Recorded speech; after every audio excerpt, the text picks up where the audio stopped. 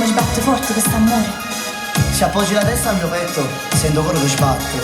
E sai che dici? Voi due per sempre, fino all'universo.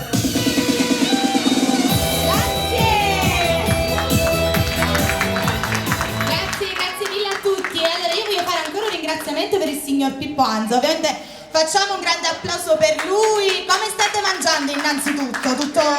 Tutto bene, giusto? Allora se ci dobbiamo lamentare ci andiamo a lamentare subito con il signor Pippo. Come state mangiando? Tutto bene? Sicuro? No, perché sennò vi faccio rimborsare. Mi faccio rimborsare. No, vabbè, io poco fa ho mangiato pure. Spettacolare. Una bellissima pasquetta. Allora adesso andiamo a fare un altro brano molto molto vecchio. Vediamo, molto antico. Vecchio è brutto da dire. Vediamo. Gliela dedico a lei in caso mi fa simpatia.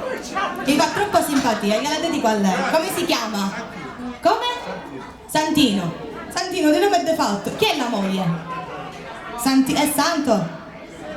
Di nome è di fatto? Quanto tempo è, signora, che lo sopporta? Mi dica. Maria, signore. 45 anni. Ma io manco un anno potessi durare. Ovviamente sto scherzando. Viva l'amore però, viva l'amore, sempre!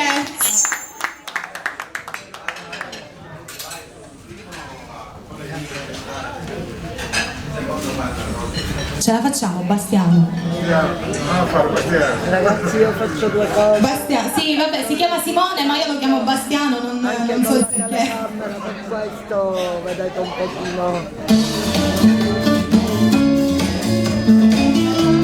Manca piatto, manca. Signor Santino, allora. Bene capelli ricci ricci, occhi brillando sulla faccia, ogni fiola s'appiccia se ne passarà.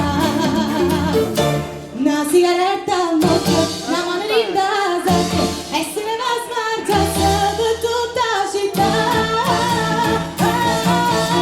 Sarracina, oh Sarracina, e lui io, oh Sarracina, tutte fermano qua innamorare, e belle facce, e belle cuore, sangue l'amore, e mai brilla, e tentatore.